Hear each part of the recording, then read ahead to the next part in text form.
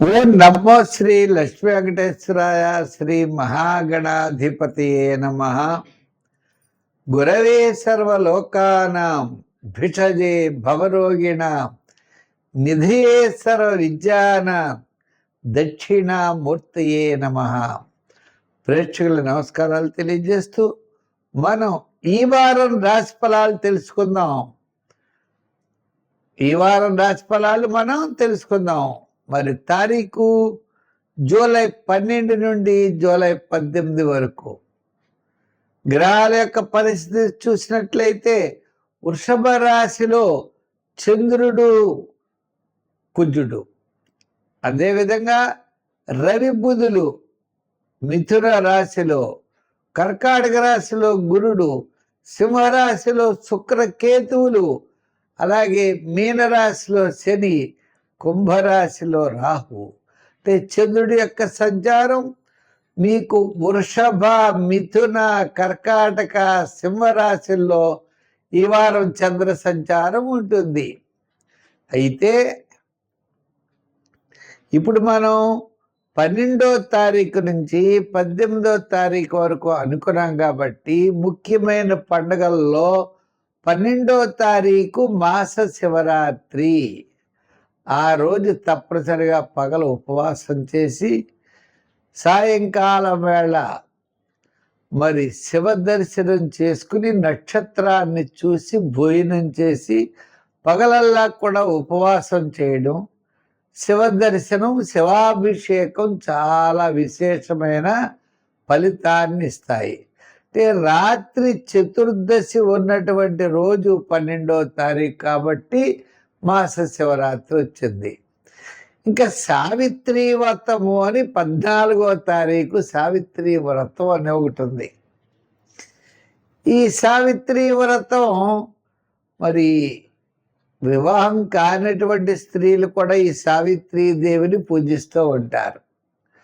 ఇంకా తర్వాత 12 తర్వాత మనకి 14 సావిత్రి వ్రతము, 15వ తారీఖు గురుమూఢమి ప్రారంభం. అంటే గురుడు రవి కలుస్తారన్నమాట. కర్కాటక రాశిలోకి వచ్చేస్తారు, గురుమూఢం ప్రారంభం అవుతుంది. 16వ తారీఖు మరి పూరి జగన్నాథుడి యొక్క రథయాత్ర. అవి చాలా విశేషం. జగన్నాథుడిని మనం సేవించాలి. ఆ జగన్నాథుడు మన యొక్క సమస్తమైనటువంటి సంపదలు ఇవ్వడానికి లక్ష్మీ సమేతుడై ఉంటాడు. అంచేతనే శ్రీమద్ భాగవతం అన్నాం. శ్రీమద్ భాగవతం, లక్ష్మీదేవితో కూడిన భాగవతం, భగవంతుడు ఉండాలి మనకి. ఇప్పుడు తిరుమల వెంకటేశ్వర స్వామి కూడా ఆయన వక్షస్థలం మీద లక్ష్మీదేవి ఉంటుందంటే కౌస్తుభ మణి. ఆ లక్ష్మీ సమేతుడై ఉంటాడు ఆయన.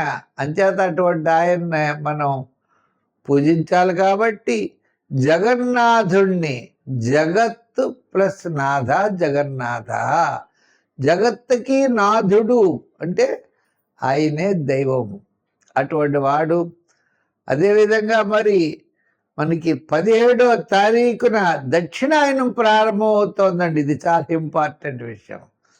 అంటే మకర రాశి నుంచి కర్కాటక రాశి వరకు ఈ యొక్క ఉత్తరాయణ పుణ్యకాలం కర్కాటక రాశిలో ప్రవేశించిన వెంటనే సూర్య భగవానుడు మనకి దక్షిణాయనం ప్రారంభమవుతుంది. కాబట్టి 17వ తారీఖు నుంచి మనకి దక్షిణాయనంగా చెప్పారు. మళ్ళా ధనుర్రాశి, మకర రాశి, సంక్రాంతి వరకు ఈ కాలం అంతా కూడా ధనుర్రాశి మనం దక్షిణాయనంగా చెప్పుకోవాలి. అటువంటి విశేషం కలిగినటువంటి రోజులు. మరి ఈవేళ గ్రహాల యొక్క పరిస్థితిని అనుసరించి మనం రాశి ఫలాలు తెలుసుకుందాం. కుంభరాశి. ఈ కుంభరాశి వారికి ఆత్మస్థైర్యం పెరుగుతుంది. రవి 17వ తారీఖున కర్కాటక రాశిలో ప్రవేశిస్తారు. అప్పటికే దక్షిణాయన ప్రారంభం. అంటే 6వ స్థానంలో సూర్య భగవానుడు ఉంటాడు. ఆత్మస్థైర్యం ఉంటుంది, క్యాలిక్యులేషన్ కాస్త కరెక్ట్ అవుతాయి. మరి స్థిరాస్తి డెవలప్మెంట్స్ కూడా కాస్త పర్వాలేదు. ఏదైనప్పటికీ కూడా అనుకూలమైనటువంటి ఫలితాలు కాస్త మీకు ముందు కొనసాగేటువంటి పరిస్థితులు ఉన్నాయి.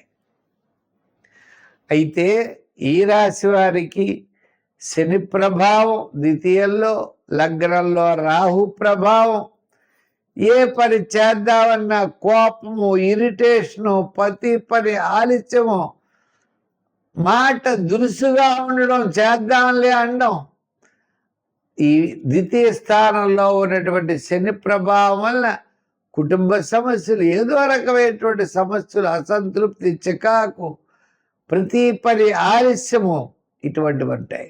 అయితే ఆర్థిక పరమైన సర్దుబాట్లు జరుగుతాయి. సకాలంలో మీకు కావాల్సిన డబ్బులు వస్తాయి. ముఖ్యమైన వ్యవహారాలు జరుగుతూ ఉంటాయి. దీర్ఘకాలిక ప్రయోజనాన్నిచ్చే వివాహము, ఉద్యోగము, వ్యాపారము, ఒక ప్లాట్ కొనుక్కోవాలి, స్థలం కొనుక్కోవాలి, ఇటువంటివి ఏవైతే ఉన్నాయో అవి మాత్రం వాయిదా పడేటువంటి అవకాశాలు కనపడుతున్నాయి. నిత్యకృత్యము సామాన్యంగా జరిగే పనులు మాత్రమే జరుగుతాయి. మన బకాయిలు, పాత బకాయిలు పోవాలంటే పోవడం కష్టం. మనం ఏదో చేద్దాం అనుకుంటే ఆ పని అస్తమాన ఆటంకం. ఒక ముఖ్యులు కలుసుకోవాలని పెడితే 3 సార్లు వెళ్ళినా ఆయన దొరకడం. ఇది పరిస్థితి. అంటే ఈ వారం మనం చూసినట్లయితే కాస్త ఏదో బెటర్గా ఉన్న వార ప్రారంభం, వారాంతం కాస్త అనుకూలంగా ఉంది. వారం మధ్యలో అంతంత మాత్రంగా ఉంది.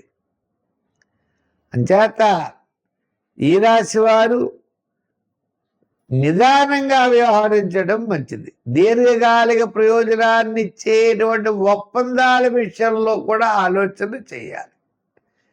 ఇది అయిపోతుంది అనుకుంటాం, అవదు.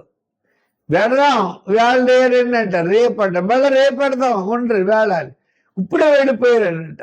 ఇలా మనల్ని విసిపొచ్చేటువంటి పరిస్థితులు ఉన్నాయి. కాబట్టి ప్రతి పని కూడా శ్రద్ధగా చేయడం మంచిది.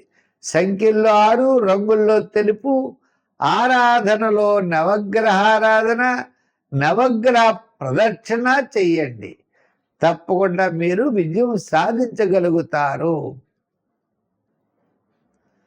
ఏదో నిప్పులు బాధలు అంటే అసంతృప్తిగా, లేజీగా, పనులు ఉత్సాహంగా చేయకుండా మనం కాలక్షేపం చేస్తూ ఉంటాం. చేత గ్రహములన్నీ కూడా స్తబ్దతగా ఉన్నప్పుడు విద్యార్థులు చేద్దాంలే అనుకుంటారు. రాజకీయ నాయకుడికి అవకాశాలు ఉండవు. వృత్తుల వారికి కూడా ఈవేళ కాకపోతే రేపు, రేపు కాదు ఎల్లుండాను అనుకుంటూ ఉంటారు. ఇన్ టైంకి వెళ్ళరు. వ్యాపార పరంగా కూడా అంతంత బద్ధకిష్టులుగానే ఉంటారు. అంటే మొత్తం మీద అంటే ఎందు గురించి ఇలా చెప్పాల్సి వచ్చిందంటే ఈ రాశి వారికి, ధనుర్రాశి వారికి ప్రస్తుతం అనుకూలమైన పరిస్థితులు ఎక్కడా కనపట్టలేదు. ఏదో వేళకి తిండి తింటారు. విద్యార్థులు అంతంత మాత్రంగా ఉన్నారు. రాజకీయ నాయకులు కూడా అంతే. అయితే మరి ఇటువంటి పరిస్థితుల్లో ఈ రాశి వారు మనం ఏం చేయాలి? గ్రహములు సామాన్యంగా ఉన్నప్పుడు నెగిటివ్గా మనం ఆలోచించకూడదు, పాజిటివ్గా ఆలోచించాలి. నేను చేయగలను అనే విల్ పవర్, ధైర్యం, మానసికమైన ఉత్సాహంతో ముందుకు వెళ్ళాలి. శ్రమ అయితే అవుతుంది, శ్రమలోనే ఆనందాన్ని పొందాలి. శ్రమాన్ని భయపడితే ఎలాగా? శ్రమలోనే ఆనందం, ప్రవాహానికి ఎదురు ఎదాలి, విజయం సాధించాలి. దీనికి నవగ్రహ ప్రదక్షిణ చెయ్యండి, నవగ్రహారాధన చెయ్యండి, శనికి నూనె పొయ్యండి, తైలాభిషేకాలు చెయ్యండి. సంఖ్యల్లో మీరు ఎక్కువగా 3 వాడండి, రంగుల్లో తెలుపు వాడండి. మంచి ఫలితాలు పొందగలరు.